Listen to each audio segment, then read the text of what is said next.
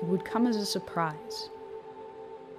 The secure communication system transmitting to the Ohio-class U.S. submarine fleet would be the first to receive the command. Patrolling both the Atlantic and Pacific Oceans, they are undetected.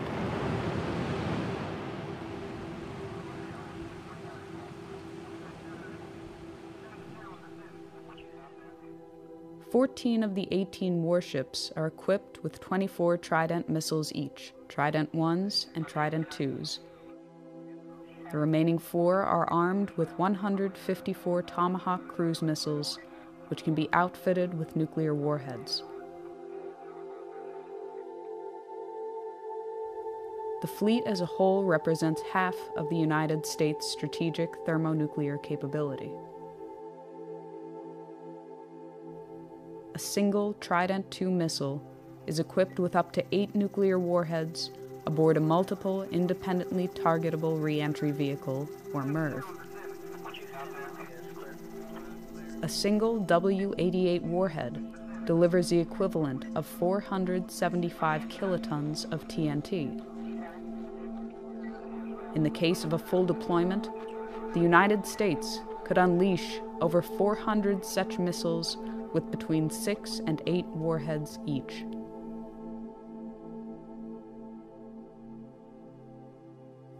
From the time of launch, it can take less than 10 minutes for an SLBM to reach its target, or as little as 5 minutes if it is flown on a depressed trajectory. This allows a very short margin for reaction.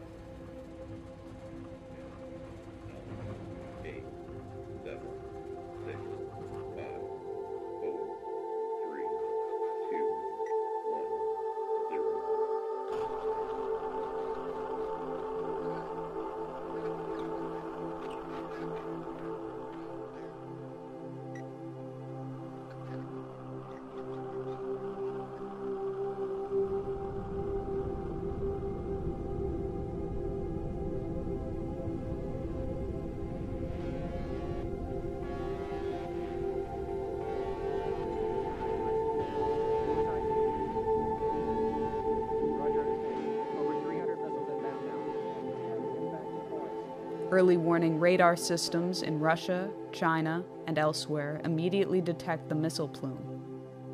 They can determine the trajectory and intended target of the missiles. Minutes fracture into seconds.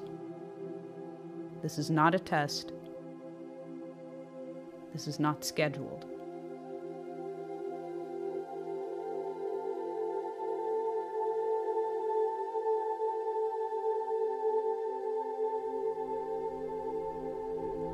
Russian nuclear command and control systems, carried over from the Soviet era, leave little time to opt out or delay a full-fledged response.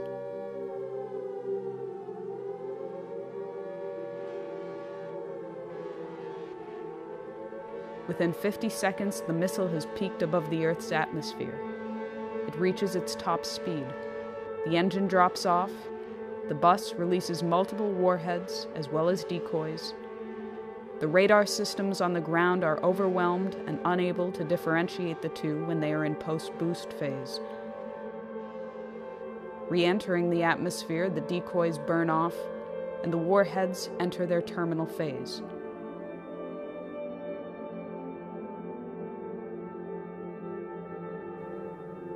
It will be less than 180 seconds before they touch down.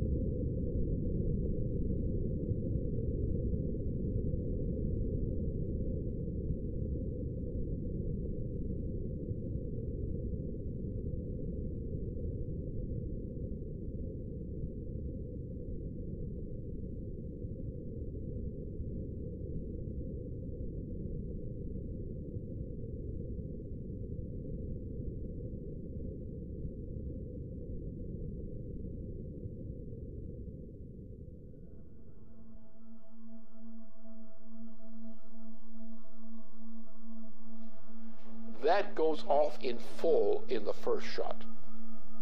Now you have in the submarines, you have the warheads you have not yet discharged. Those go along the way as a second wave. After that, you're pretty much out of weapons. After which, most everybody is dead. Most logistical systems are dead, non-functional.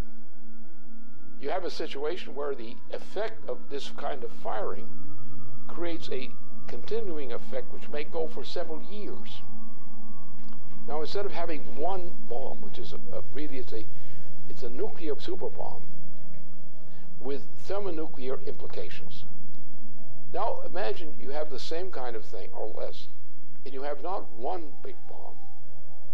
You have a whole barrage of such things. The exchange involves Russia. It involves China, which has a very significant thermonuclear arsenal. It implicitly involves India. It involves the United States. It involves the extermination, virtually, of Western Europe.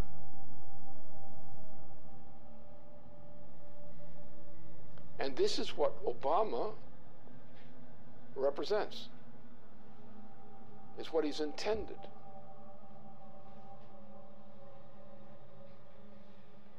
This is the end of civilization.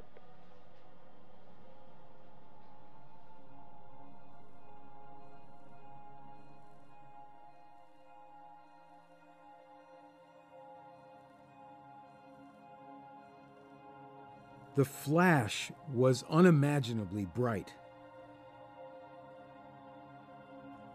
As the rain fell, the wind grew stronger and stronger, and suddenly, probably because of the tremendous convection set up by the blazing city, a whirlwind ripped through the park.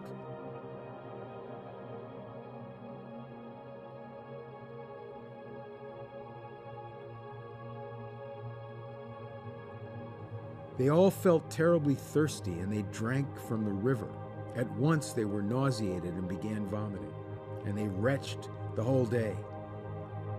Others were also nauseated, probably because of the strong odor of ionization and electric smell given off by the bomb's fission. It was very crowded, and to distinguish the living from the dead was not easy, for most of the people lay still with their eyes open. You reached down and took a woman by the hands, but her skin slipped off in huge glove-like pieces. Those who had their faces upturned when the bomb went off, they were all in exactly the same nightmarish state. Their faces were wholly burned. Their eye sockets were hollow. The fluid from their melted eyes had run down their cheeks.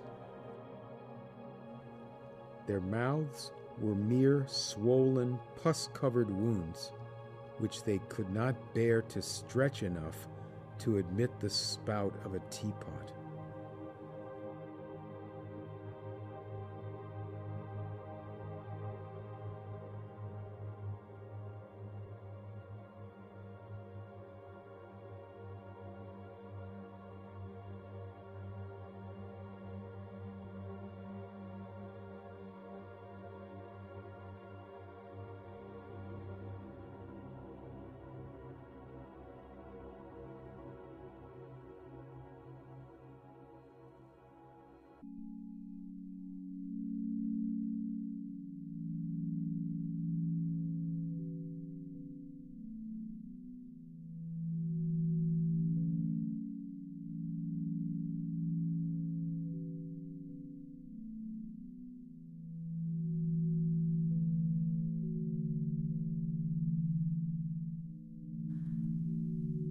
The current world population is 7 billion persons. The current global nuclear arsenal is approximately 5,000 megatons. After a full nuclear exchange and the immediate loss of life at the points of direct impact and surrounding fallout zones, the ongoing environmental, climatic, and social consequences continue for years. The dust and soot picked up from fires, burning cities, and other target sites has been compared to a volcanic eruption, but far more long-lasting. A regional nuclear conflict, employing only 0.3% of the global nuclear arsenal, would potentially result in 1 to 5 million metric tons of black carbon that would be spewed into the Earth's atmosphere.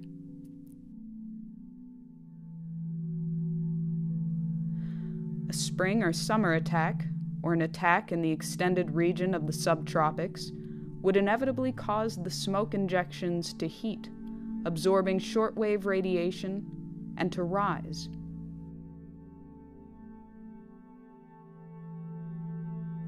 Within a week, what is not washed out immediately in black rain has risen through the troposphere and into the upper stratosphere, where it will remain for many years.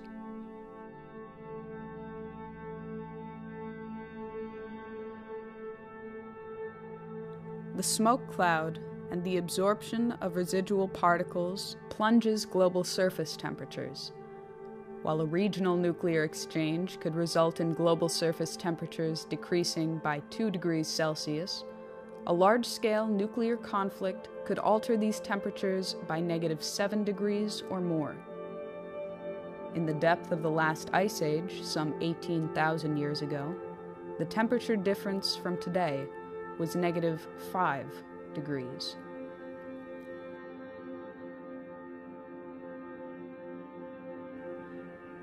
Famine for billions of people far from the target zones would be the result of a -2 degree change. Growing seasons would be shortened by nearly 3 weeks, wiping out crops. A change in 5 degrees would sufficiently ruin Canadian agriculture entirely. If world grain reserves were not destroyed in the initial exchange, reserves would last for 71 days, with little, if any, means of transportation.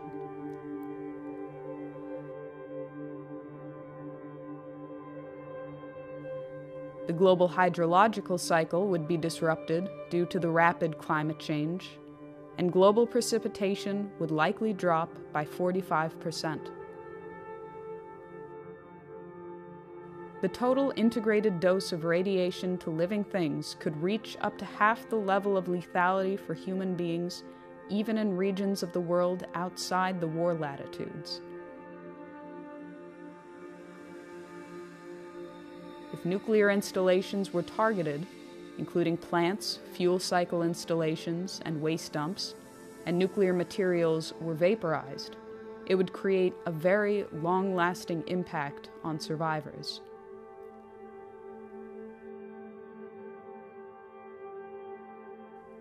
These are only the projected consequences, but it has been said that the effects of a nuclear war that cannot be calculated are just as important as those for which estimates exist.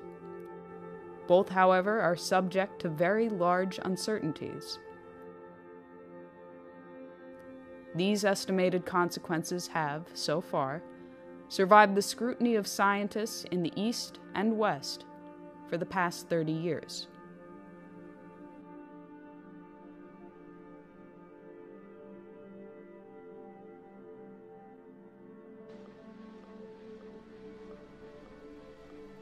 This is a full-scale commitment to an attack on the entire Eurasian continent, especially the Asian side. And it's a military operation with a full panoply of every kind of weapon for essentially a nuclear warfare capability, with all components, submarines, various kinds of ships, a vast accumulation of U.S. troops in that whole region, with auxiliary side in. You're looking at World War III, and nothing less than that.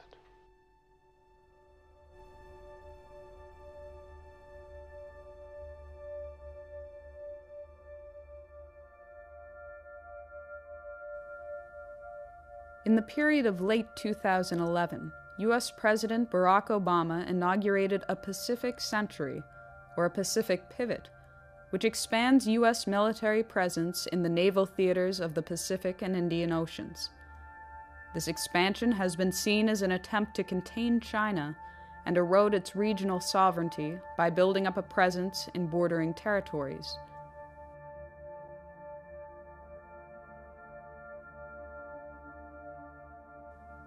Barack Obama's rebalance to the Pacific includes plans that would take effect over the coming years to station 4 littoral combat ships in Singapore, to obtain increased U.S. access to the Australian naval base at Perth, and increase troop levels at Darwin to 2,500 troops.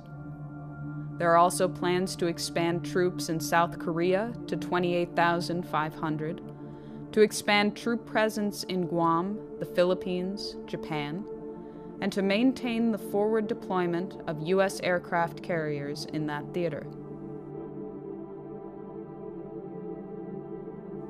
China has responded to increased U.S. presence in the Pacific with the Area Denial Anti-Access Strategy, Chinese military measures to keep adversaries out of strategic territory bordering their country, in particular the East China Sea. In addition, the Pacific Strategy also includes a missile defense shield, which would be on the soil of South Korea, Japan, and Australia, targeting Asia and the Middle East. As a response to what was seen as an Asia-Pacific arms race, Chinese press indicated that to improve its security, China would upgrade its nuclear weapon capability. They would also develop offensive nuclear-powered submarines with ballistic missile capabilities sufficient to break the interception capability of the U.S. missile defense system. In the spring of 2012, there was further warning that an overarching missile defense system would force China to change its long-held nuclear policy, that China would revisit its policy of no first use and, if threatened, would consider an offensive nuclear strike. We've begun a review that will identify our most important strategic interests and guide our defense priorities and spending over the coming decade. So here's what this region must know.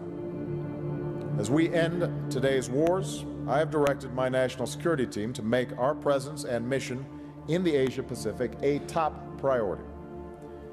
As a result, reductions in U.S. defense spending will not, I repeat, will not come at the expense of the Asia-Pacific.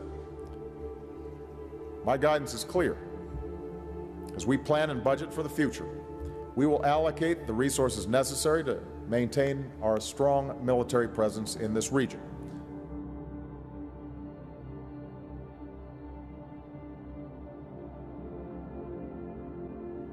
Since the 2009 inauguration of the Obama administration, plans for the European phased adaptive approach have continued and escalated in spite of Russian offers of a joint ABM system.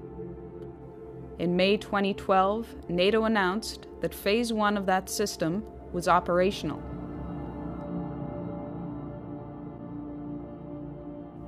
Phase 1 includes the deployment of ballistic missile defense systems along the perimeter of Russia. As part of Phase 1, the United States has deployed a missile defense radar to Turkey. As of March 2011, an Aegis ship with BMD capabilities was deployed to the Mediterranean Sea, where it currently maintains a presence. An agreement was reached with Romania to host a U.S. land-based BMD interceptor site. Agreements were also reached with Poland to host a similar site. The existing naval facility in Rota, Spain, also agreed to host 4 U.S. Aegis destroyers, each with BMD capabilities and equipped with Tomahawk missiles able to deliver both conventional and nuclear warheads.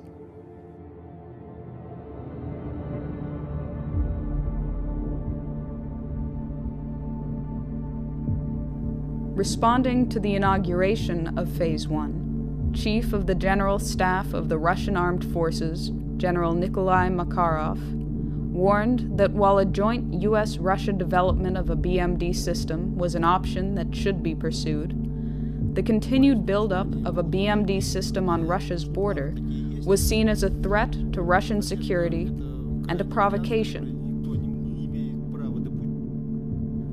The military would, therefore, consider a preemptive strike against the sites from Kaliningrad using Iskander missiles, truck-mobile, nuclear-capable tactical missiles with a range of up to 400 kilometers. Размещение новых ударных вооружений на юге и северо-западе России. Для огневого поражения комплексов противоракетной обороны, включая развертывание ракетного комплекса «Искандер» в Калининградской области, представляет собой один из возможных вариантов разрушения инфраструктуры ПРО в Европе. С учетом дестабилизирующего характера системы ПРО, а именно создание иллюзии нанесения безнаказанного разоружающего удара, принятие решения об упреждающем применении имеющихся средств поражения будет приниматься в период обострения обстановки.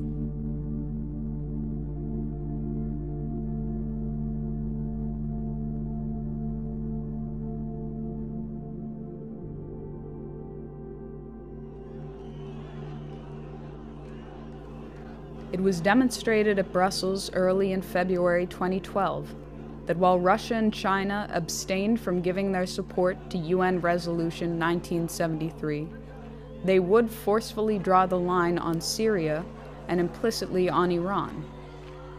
That future interventions or regime change operations in violation of the United Nations' professed commitment to defend the sovereignty of all independent states would no longer be tolerated and would be countered by force if necessary. Параметры, которые прописаны в этом договоре.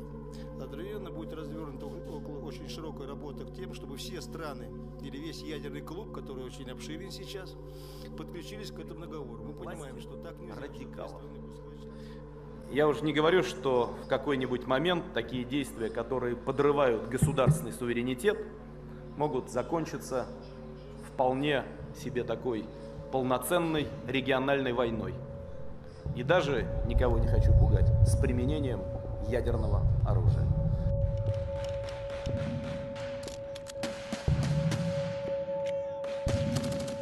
In a speech before the 18th General Assembly of the United Nations, President John Kennedy warned even little wars are dangerous in a nuclear world.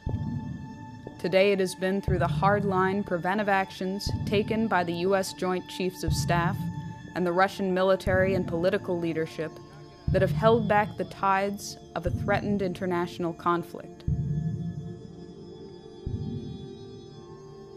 Simultaneous with these delays, the economic conditions in the transatlantic have deteriorated to the point of imminent breakdown, while the Eurasian region has enjoyed relative prosperity in comparison.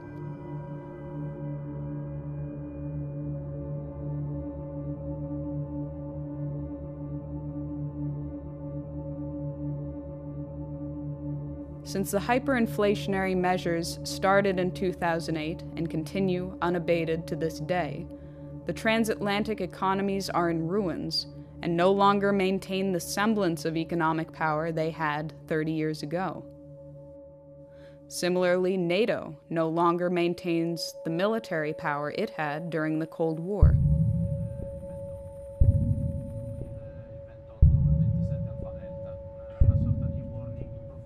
Only the United Kingdom, France, and the United States, among the NATO countries, maintain their own nuclear arsenal.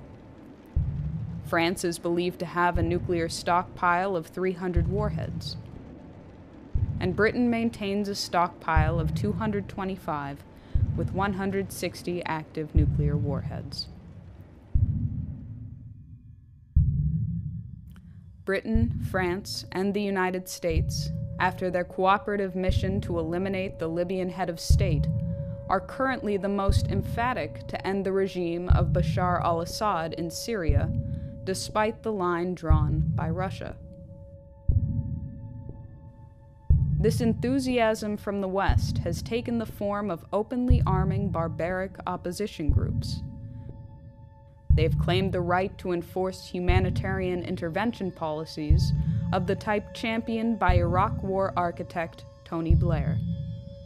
And from the United States, President Obama is escalating the propaganda campaign to establish the pretext for a full-fledged U.S.-led military intervention into Syria and beyond. That a red line for us is we start seeing a whole bunch of chemical weapons moving around or being utilized. That would change my calculus. That would change my equation.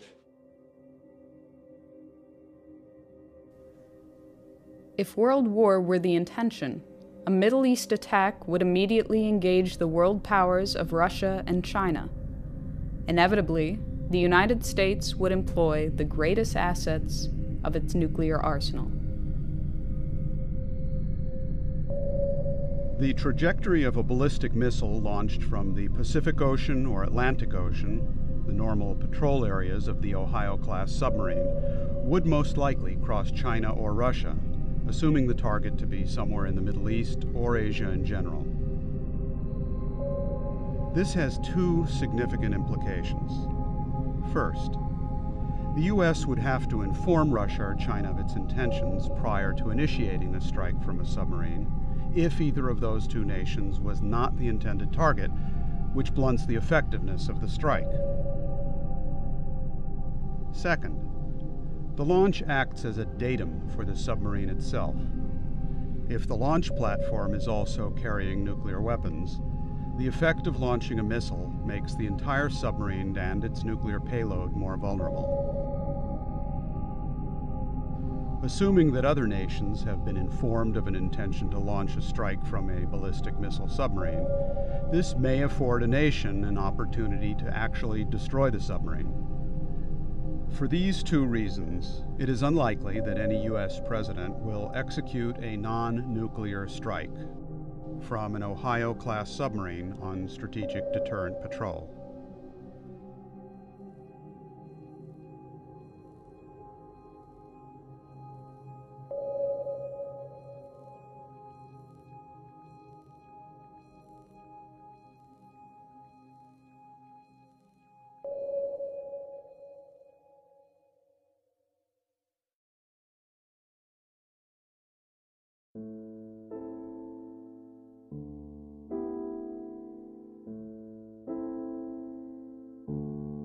At the commencement of the August 1983 Erice Conference on the technological basis on which to build peace, Chairman Antonino Zikiki spoke of the consequences to humanity and the planet as a whole if a personality came on the scene foolish enough to provoke a worldwide thermonuclear confrontation.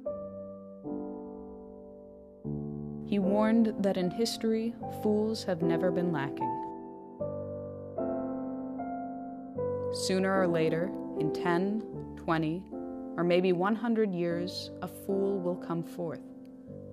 When the fool appears on the scene, mankind will find itself with hundreds of millions of dead, with the ozone layer destroyed by 50%, with the average temperature of the planet lowered by at least 7 degrees, with an enormous amount of radioactivity about, and with mountains of ashes instead of the vast treasures accumulated in centuries of laborious and intelligent activity in all parts of the world. When dealing at the level of thermonuclear war, these decisions ultimately fall to the personalities of the heads of state involved.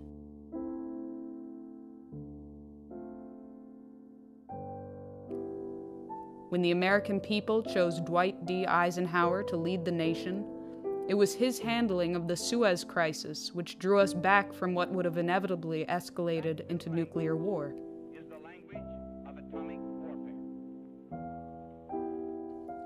When the American people selected John F. Kennedy to be Commander-in-Chief, it was his commitment to survival and progress and peace that guided his hand in dealing with Soviet Premier Nikita Khrushchev in Cuba, in Berlin, and in securing a nuclear test ban treaty.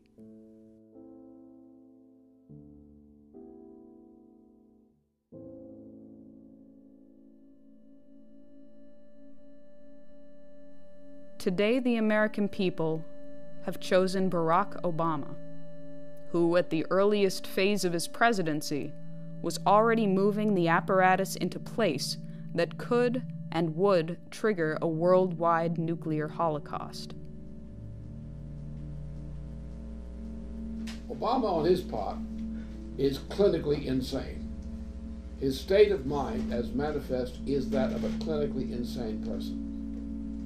And it's a clinical insanity of the Nero type. So therefore, he is in a mood and on a road toward his own self-annihilation, whether as a personality or even more drastic measures. That is coming. This man is a type who is capable of suicide. This may be the first clear suicide case in the U.S. presidency. He's in the direction of getting there. Whether he actually gets there, the fact remains he's now developing rapidly in that direction.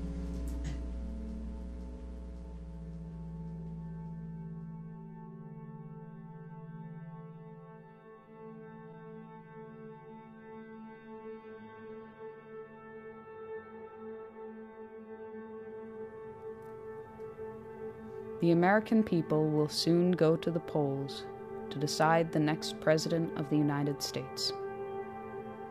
Recent estimates and reports indicate that the United States military, in particular the U.S. naval capability, will be at its peak deployment capacity in the coming months before elements are retired, phased out, or cut from the budget.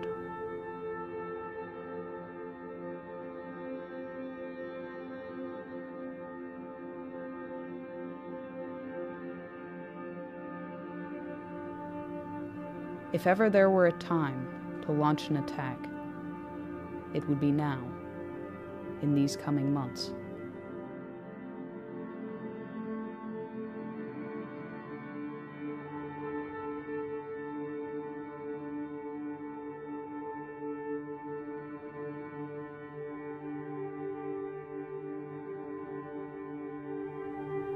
If ever there were a time to prevent such an attack, it would be now,